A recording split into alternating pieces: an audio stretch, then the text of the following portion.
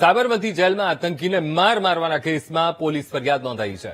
તો રાણીપ પોલીસે 3 કેદી અનિલ ખુમાણ, શિવમ શર્મા અને અંકિત લોધા સામે ગુનો નોંધ્યો છે. બેરેકમાં આતંકી અહેમદ સૈયદ, આઝાદ અને સોહેલ પર હુમલો થયો હતો. બેરેકમાં ઘૂસીને અન્ય કેદીઓએ આતંકી અહેમદને માર માર્યો હતો. તો રાણીપ પોલીસ હુમલાખોર કેદીની જેલમાંથી કસ્ટડી મેળવશે અને હુમલાનું કારણ જાણવા કેદીઓની પૂછપરછ કરવામાં આવશે. આજનો સંવાદદાતા અનિતા પટણી ફોનલાઈન પર. અનિતા, સાબરમતી જેલમાં આતંકીને માર મારવાનો કેસ અને અંતર્ગત પોલીસ ફરિયાદ નોંધાઈ છે. શું અપડેટ, અનિતા?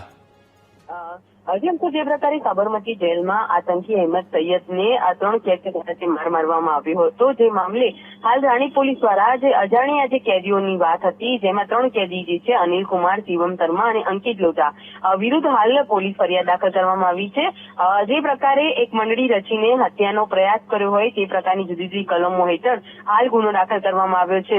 તપાસમાં સામે આવ્યું કે સાબરમતીની જે બેરેક જે હતી ની અંદર આતંકી અહેમદ સૈયદ અને આઝાદ અને સોહેલ ને રાખવામાં આવ્યા હતા, કે પોતે સૂતા હતા એ દરમિયાન હુમલાખોર કેદી તેમની બેરેકમાં ઘૂસી ગયા હતા અને જે અહેમદ જે છે સૈયદ તેની પર હુમલો કરી દીધો હતો ને તેને ખૂબ જ માર મારવામાં આવ્યો હતો. જેના કારણે તેના આંખના ભાગે ગંભીર ઈજા પહોંચતા લોહી નીકળવા મળ્યું હતું અને મોઢાના ભાગે પણ ઈજા થઈ હતી.